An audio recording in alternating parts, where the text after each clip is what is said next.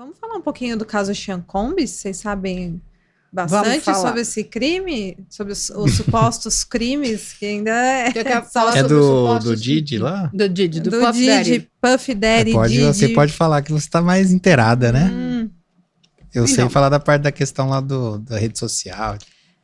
Porque esse caso tá tomando conta, né, das redes sociais. Eu tô fazendo uma cobertura no meu canal sobre ele, porque não para de chegar novas informações. A gente estava até conversando antes, né, Carla, sobre a quantidade de informações, às vezes são informações não verificadas, que tem pessoas que passam como se fossem fatos, né?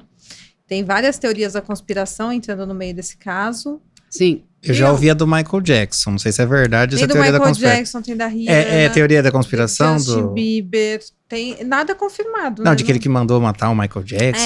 Tudo teoria. Não, mas é uma teoria que faz sentido, pelo menos. Não é uma teoria conspiracional tão maluca, ele né? tinha acesso ao médico do Michael Jackson. Ai, não sei. Não, o segurança dele, o segurança do Michael Jackson que estava ali na cena do crime, na cena do crime não. Não, eu já tô incriminando. Não, ele estava na mansão do Michael Jackson no dia dos fatos, o chefe de segurança, depois ele virou chefe de segurança do Sean Combs. Aí tem essa correlação. Então, esse é o maior problema. Mas enfim, são as teorias deixa a teoria da conspiração. Vamos ouvir uma especialista que estudou de verdade o caso. Não há verificação. Exato. O que acontece? A gente precisa entender pelo que esse cara está sendo denunciado. E os crimes são gravíssimos. O Ministério Público deles, né, a promotoria, demorou 6 meses para oferecer essa denúncia. Tamanha era a complexidade desse caso, a quantidade de crimes que envolvem esse nome, que é o Puff Daddy. Então, a gente está falando ali de tráfico de pessoas, tráfico internacional de pessoas, isso é um crime federal. Ele está sendo, né, neste momento, né, ele está sendo denunciado pelo estado de Nova York, que depois do ocorrido com Harvey Weinstein, o Estado criou um ato que tirou a determinada prescrição de alguns crimes, porque lá nos Estados Unidos nós também temos essa prescrição, principalmente desses crimes que falam sobre a dignidade sexual das pessoas. O que a gente tem que entender quem que é o Puff Daddy, né? Puff Daddy é um nome muito importante na indústria musical americana. E ele não é só um rapper. Ele é um produtor, ele é uma pessoa que lança outras pessoas. Então, assim, ele tem um poder hoje que é considerável. E ele é amigo de todos os grandes nomes, de um outro grande nome que é o Jay-Z, que é o marido da Beyoncé, que é um outro grande produtor musical. Ele montou empresas, tá? A princípio, o que o promotor nos relata e nos conta? Que ele criou empresas de fachada para acobertar, né, ou para transacionar esses crimes dele, que são as famosas freak-offs. Que seriam essas freak-offs? São festas que duram 3, 4 dias, que são regadas a todo tipo de droga que você pode imaginar, mas principalmente a drogas que levem a pessoa que consumiu aquela droga um determinado nível de obediência, como a ketamina. E o GHB também. O GHB. E aí, o que acontece? Essas pessoas, elas são entorpecidas com essas drogas, ele levava e contratava, né, profissionais do sexo, e essas pessoas tinham que praticar verdadeiras orgias que eram todas gravadas. Quem eram essas pessoas? Digamos que você aí é um novo, sei lá, talento da música, você foi procurar ele. Ele fala, eu queria que você me agenciasse, trabalhasse a minha carreira. O que ele fazia? Ele levava o João de Senzi, para dentro desse universo dessas festas, o seguinte... Você vai, tá aqui. Não, mas eu não quero, não, mas você vai. Porque aqui é assim. Então, o que ele usava, inclusive, de violência e de ameaça? Ele batia nas pessoas. Tem cenas e tem relatos de muita tortura. Ele ele conviveu durante muito tempo com a Cassie, que é uma cantora. Uhum. E essa cantora já tinha exposto alguns, né, relatos de violência. Ele é um homem violento. Tem até, inclusive, imagens onde ele está batendo nela num lobby de um hotel. E o que acontece? Essas imagens depois vão desaparecer. Ele pedia para sumir com essas imagens.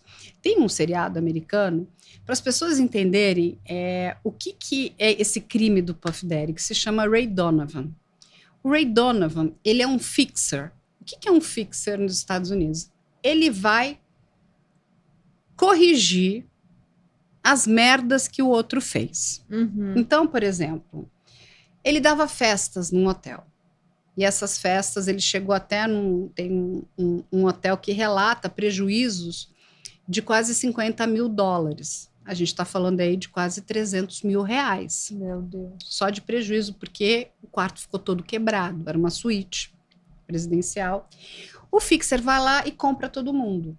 Ele vai comprar o teu silêncio, vai comprar o cara dali para sumir com a fita. Mas eu quero denunciar o Puff Daddy, dar uma surra nesse desgraçado. E assim, o fixer ele vai limpar a barra do cara. A barra do cara, porque o cara é uma celebridade, ele quer continuar nesse universo. O seriado Ray Donovan explica isso brilhantemente, porque ele é um nome, e a gente está falando de o patrimônio do Puff Daddy gira em torno de, acho que quase $1 bilhão. Ele deve tem ser muita muito coisa. Dinheiro. Muito. Aí ele ganha muito. Só que quando a gente está falando de Puff Daddy, a gente está falando não só desse homem que cometeu esses crimes, mas a gente está falando aí de uma brand. O impacto que isso vai ter na indústria é muito grande. Porque você imagina a quantidade de contratos. Durante muito tempo, ele foi garoto propaganda da Ciroc, da vodka. Né? Uhum. E ele, sei lá, fez $milhões com essa vodka. Ele vendia, ele era um grande vendedor. Sim. Então você imagina a sua marca está associada a esse homem que cometeu todos esses crimes. Sim. Porque ele obrigava essas pessoas a fazer essa prática sexual, o que em cima de extorsão e de ameaças, o que é crime nos Estados Unidos. Então ele está sendo... E ele fazia essas festas não só lá, como fazia fora dos Estados Unidos. Uhum. Então ele foi denunciado por isso, por tráfico internacional de pessoas, ele foi denunciado por extorsão. E eu vou ver mais, deixa eu te dizer qual foi o outro crime que ele foi denunciado, pra gente falar certinho aqui. E ele também gravava essas festas, as freak-offs. Gravava tudo. Ele gravava tudo e provavelmente ele usava isso para coagir as suas vítimas. Se você abrir a boca, eu espalho essa filmagem aqui. Eu vou te dizer o que ele foi. Aqui, ó. Peraí. Ele foi uso de drogas para controle de extorsão, prostituição internacional, né? E o que acontece? Ele, quando a gente vai falar nos Estados Unidos, ele vai ter cometido crimes federais e crimes estaduais. O crime de prostituição internacional e tráfico de pessoas, isso é um crime federal. Se o Ministério Público conseguir provar isso, e aí num tribunal do júri, porque tudo nos Estados Unidos vai para o tribunal do júri, causa civil ou causa criminal, a civil ele vai para o que eles chamam de petit jury, que é o pequeno júri, e os casos criminais vão para grand jury, que são o júri grande, que são 12 jurados, e aqui 7 jurados. Ele pega o District Attorney vai pedir a pena máxima, que no estado de Nova York é a prisão perpétua. Ele ficará lá para sempre. Ele está com 55 anos hoje, vai fazer agora, acho que 55 no final do ano. E ele vinha cometendo esses crimes há muito tempo. Desde os anos 90, então, né? Tem, assim, uma grande quantidade de material.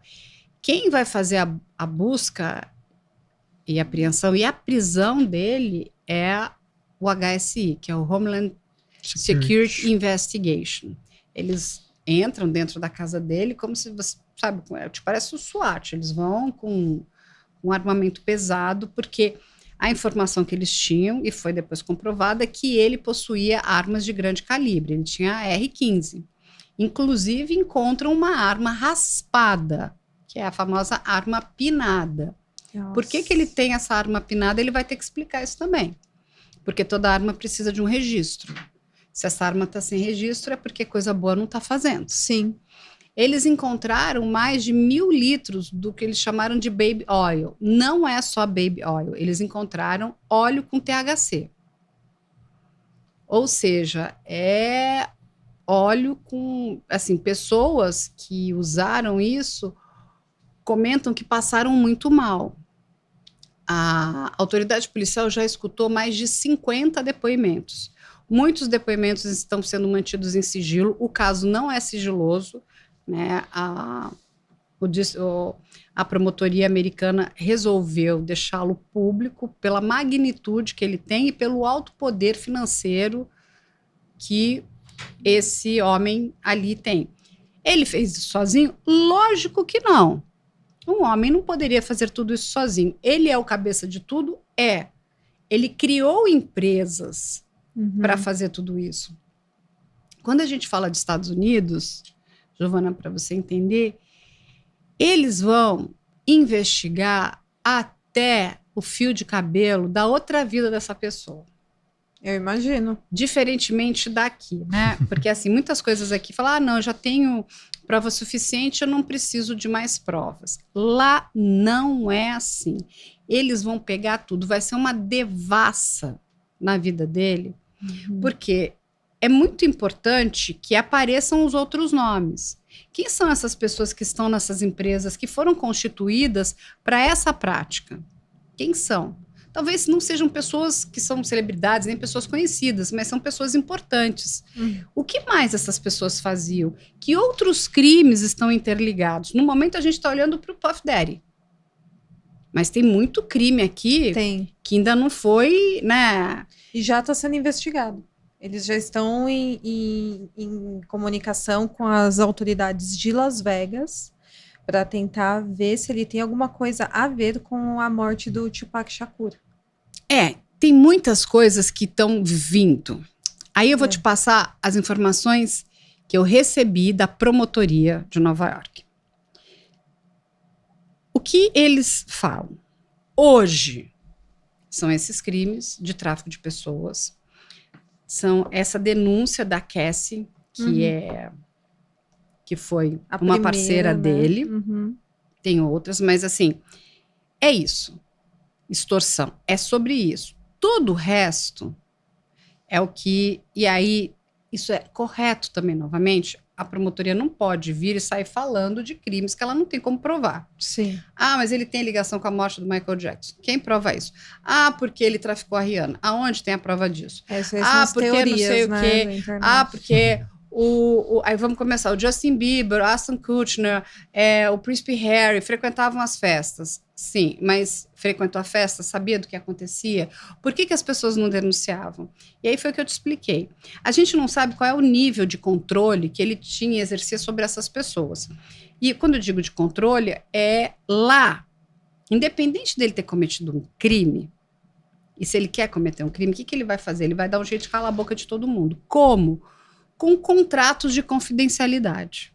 Que se a pessoa abrir a boca... Ah, mas você cometeu um crime. Mas se você abrir a boca, você vai ter que me dar sua alma. Você vai me ferrar, mas eu vou tirar sua alma. E não tem conversa, porque são áreas completamente diferentes, civil e criminal. Você vai entregar o Puff Daddy? Vou. Tudo bem. Mas você não assinou esse contrato de confidencialidade? Assinei. Então, isso aconteceu no caso do Harvey Weinstein. Tinham vários contratos de confidencialidade que impediam que vítimas, inclusive testemunhas, falassem. A mesma coisa com Jeffrey Epstein. E sabe o que é uma loucura? Porque a gente também precisa checar essa questão desses contratos de confidencialidade em cima de crimes tão graves. Nossa, eu acho que no Brasil isso seria anulado, um contrato desse. Então, mas lá nos Estados Unidos não.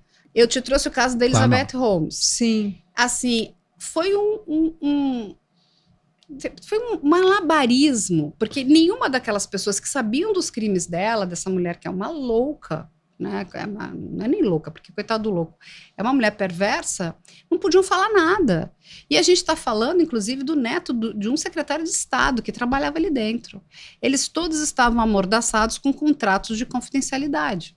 Porque se houver a quebra... Então é o seguinte, não vamos menosprezar, porque esse cara, ele é um criminoso, mas ele é um criminoso poderoso e que tem um poder do dinheiro, contrata bons advogados para o quê?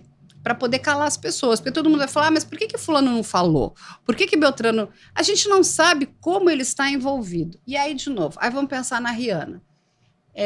Ela não veio a público e tampouco foi até ao promotor para dizer que aquilo aconteceu com ela. Ela foi traficada, como estão levantando, né? Exatamente. Então, enquanto ela não falar isso, não há o que ser feito. Uhum. E aí, se você vai me perguntar, tem muita coisa em jogo. Essas pessoas, elas não são só pessoas, elas são produtos.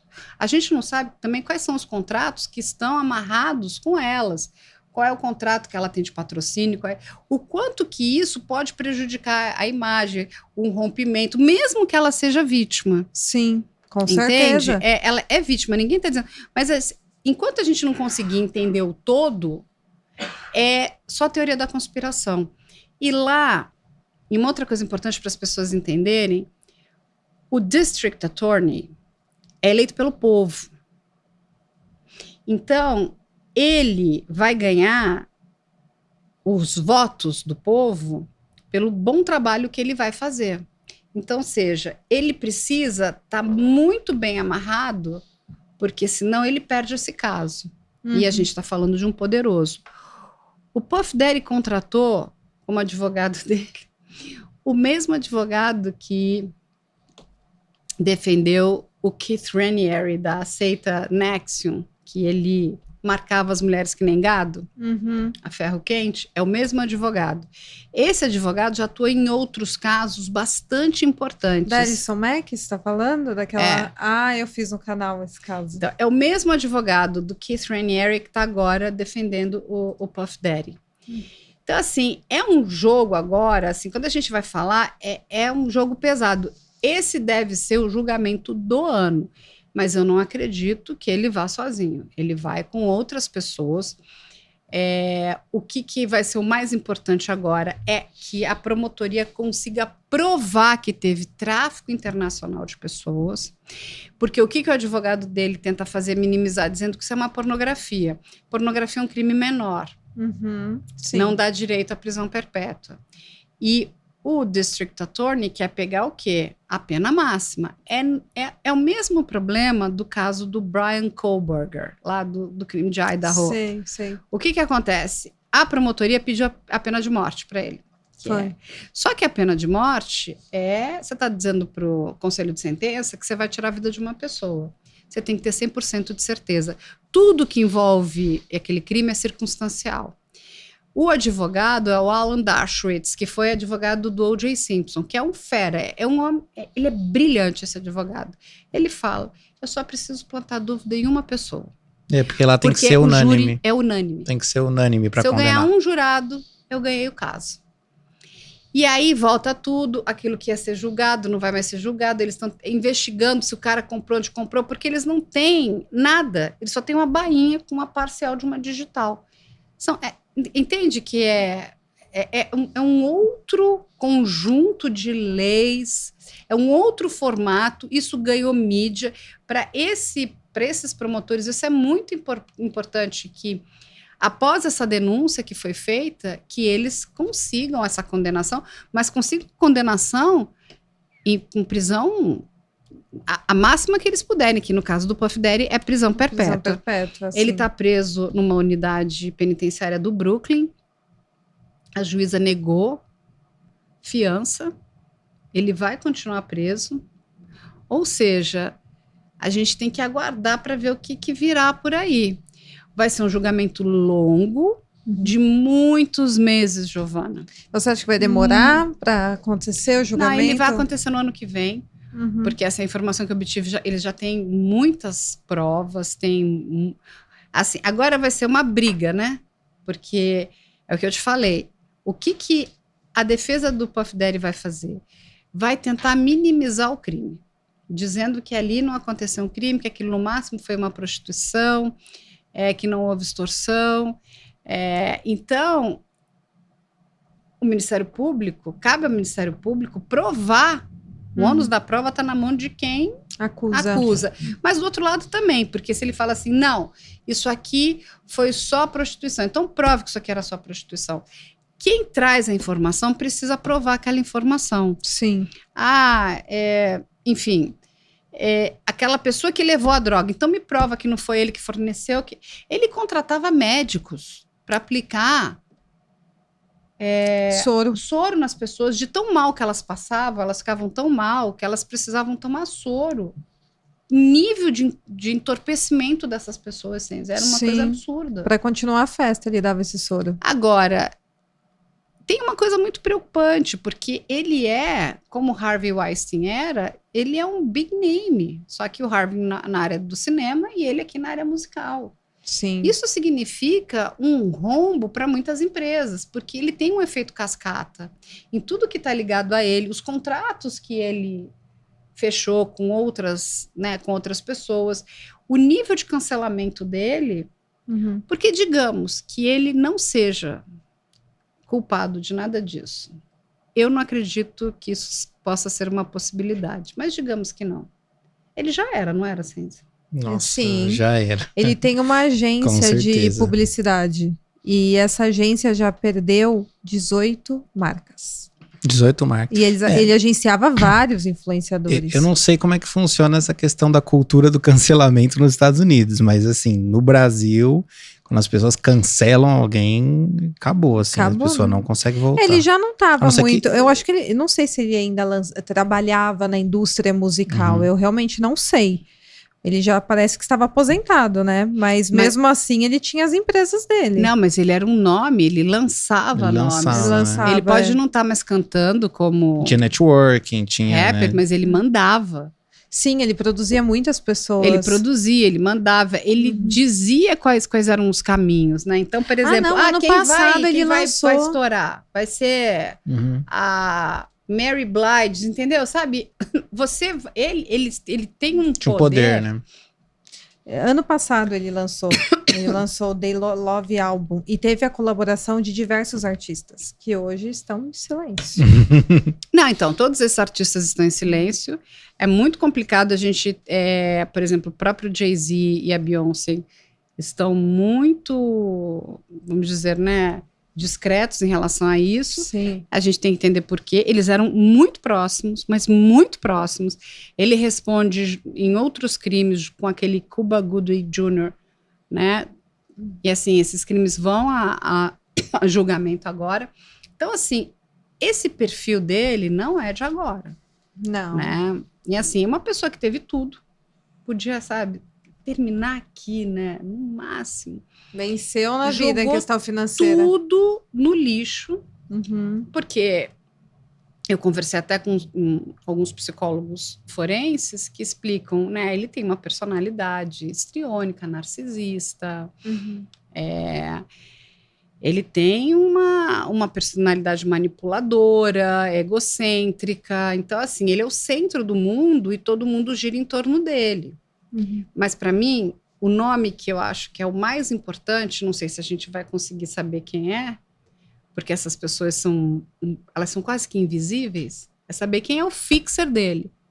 Quem era a pessoa que arrumava tudo isso. Sim, verdade. Porque é de uma velocidade para você arrumar, sumir com prova, com tudo, pagar A, B e C, entendeu? Comprar o silêncio. Quem é o teu fixer? Já sabia mesmo que eu... Quem é essa pessoa? E tem olha, eu falo para o pessoal que te assiste, assistam a série do Ray Donovan, que é sobre isso. Muito Nossa, bom, se a pessoa ter um fixer pra consertar a cagada dele. Ele vai embora e o cara fica limpando as cagadas. Eu podia ter um desse na minha vida, resolver meus problemas. Custa muito caro, né? Na série. Eu bati o carro, vem cá, resolve aí. Nos primeiros episódios, é exatamente um cantor, acho que se não me engano é um cantor, é um rapper, e uma mulher é encontrada, tá morta na cama dele, porque de tanta uma overdose. Aí chama ele pra ele sumir com a mulher, Meu Deus. Nossa. Arrumar tudo no hotel e o cara sair lindo, bonito, maravilhoso, porque, cara, ele tem milhares de contratos. Então é o seguinte, que não posso queimar a imagem desse cara. Então, assim, quem são as pessoas que seguraram, inclusive, o Puff Daddy durante anos? Desde porque os anos também 90. nós estamos falando de questões de um comportamento financeiro. Só deixar uma coisa clara. Eu precisaria de um fixer só pra ir no supermercado pra mim, tá? Nada. Não precisa.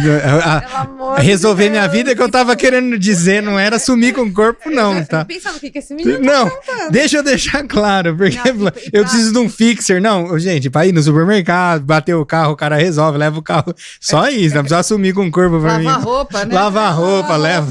Vai buscar alguém. Tá? Só isso, tá? Se tem um cara que faz isso, deve ter um assessor. Mas são os fixers, a gente precisa saber quem é esse nome. Mas eles Ele deve ter mais de um, muito.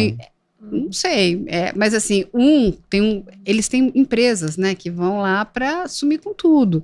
Tem um filme do Tarantino que é bem interessante, né, mas aí eles mostram os cleaners, né, lembra do Pulp Fiction? Que o cara chegava para sumir com tudo? Chegou lá o cleaner, que aí sumia com o corpo. É tipo isso, então, né? Não, só que o fixer, ele vai fazer muitas coisas, ele não vai só limpar, ele vai consertar, porque aí ele tem que chegar, ele vai ter que pagar para vai ter que não sei o quê, entendeu? Tem o que vai, o fixer chama o cleaner, né, que é para limpar, uma equipe completa. não sei o quê, tarará, enquanto ele tá aqui resolvendo para fingir, eu preciso das imagens do hotel para fingir que desaparecer, que essa mulher nunca entrou com ele aqui, aí vão jogar ela lá, sei lá onde, ela vai aparecer, né? Drogada, morta, para não ligar a imagem. É muito interessante a série. A série é muito boa. Vou procurar Ray Donovan. série. E o ator é maravilhoso. É o Liev Schreiber. Ele é incrível.